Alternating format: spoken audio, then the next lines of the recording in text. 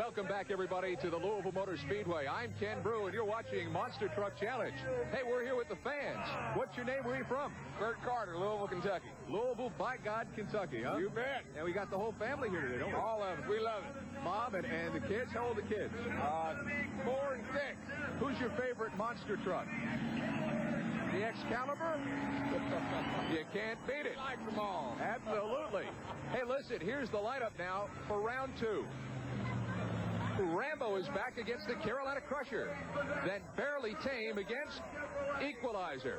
Tropical Thunder goes up against Predator. And Auto Value is against Excalibur as we move here into round 2. You guys ready to go racing?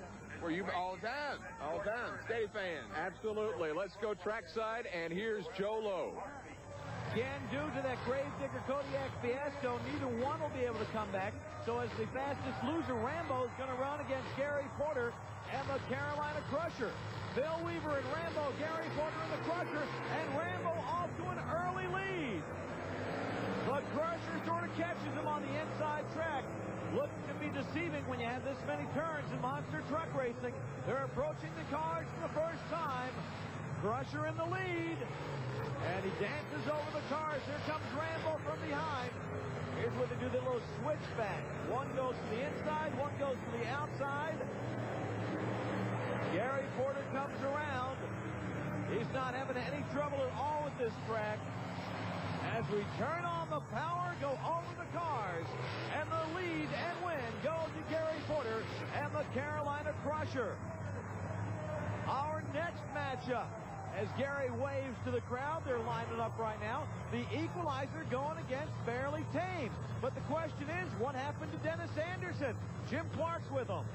Dennis Anderson, the Gravedigger. First of all, are you all right? Hey, I'm just fine. Smashed into the wall there, and I clipped my ribs in the back of my seat and just knocked the wind out of me for a few minutes, but I'm all right now. What the heck happened? Well, I tell you, I come around that the last turn there. My truck just felt like it was trying to drift out.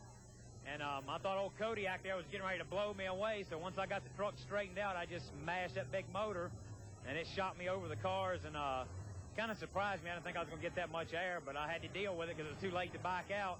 Once I hit the ground, I had to tap the throttle a couple times to make sure I was going to be in control. And it was just going so fast on that slick asphalt, I had to lock it up and slide it sideways and take to the wall.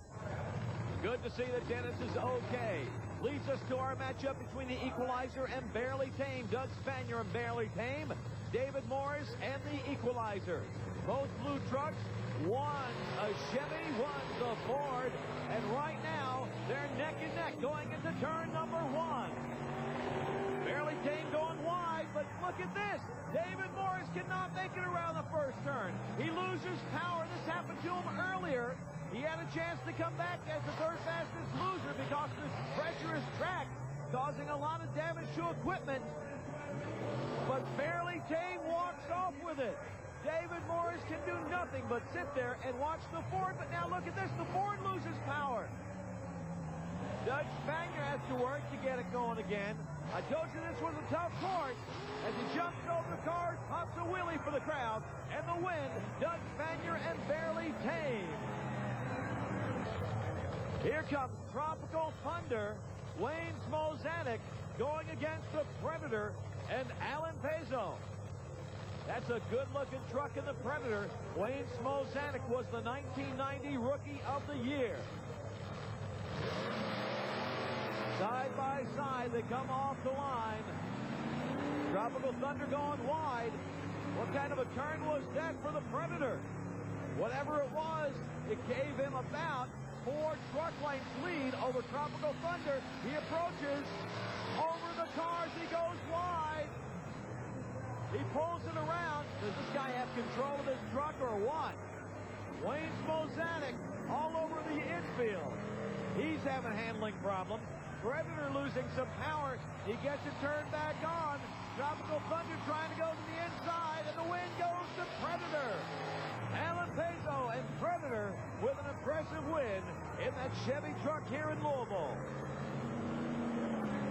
Well, it's been easy so far for Scott Stevens and the King Crunch. He had a bye run, but this time he's going against Chuck Hawkins and the Excalibur. He had that upset victory over the Equalizer in round number 1. here they go. Scott Stevens has had an opportunity to watch everybody run. He took the sports by himself on a bye run in round number 1, and he's falling behind to the Predator right now in his first real competition in Louisville. Excalibur going a little wild. He straightens it out. This guy gets great control. Scott Stevens, though, picks up a lot of yardage as Excalibur bobbles over the cars.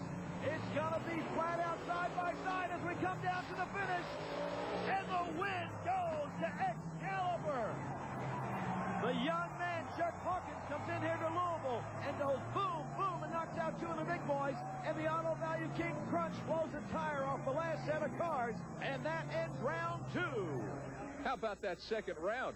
How about this truck, the Excalibur? You know that this truck turned in the fastest time of the night so far, but it's leaving on the back end of a hook. Will the Excalibur be able to come back for the round of 4? Stay tuned. Monster Truck Challenge continues on ESPN in just a moment.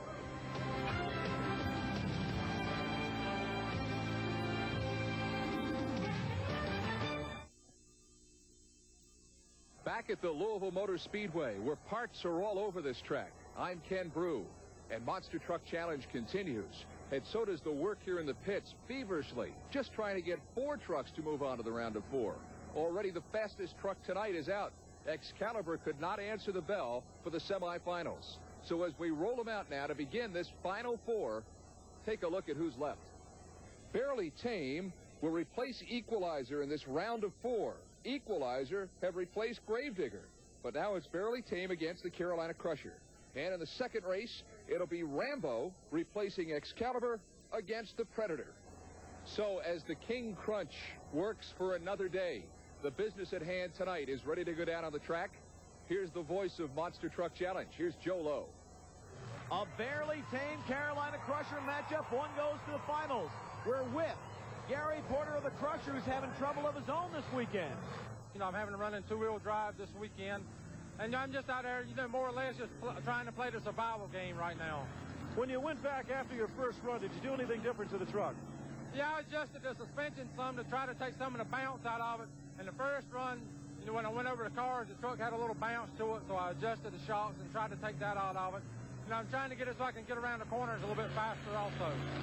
Now, Doug Spanier drives Barely Tame. Doug, have you done anything different to the truck between rounds? We're going to lean the truck out a little bit, and I think we'll have the fuel mixture right for that and run it. I mean, the track is smooth. The finish line, I think the harder you hit it, the smoother you land. So I'm going to run it. So much for talking. Let's get racing. Barely Tame, Carolina Crusher. Off the line, Barely Tame gets him. Now, remember, Gary Porter already told you he was running in 2-wheel drive. And, whoa, look out, Gary. Not much control when you only have 2-wheel drive in these tight turns. And Barely Tame turns it on. We're only halfway through this race. Whoa! That is getting tough on that landing over turn number 1. Around they go. Into turn 3. Around turn number 4. Barely Tame takes the big blue Ford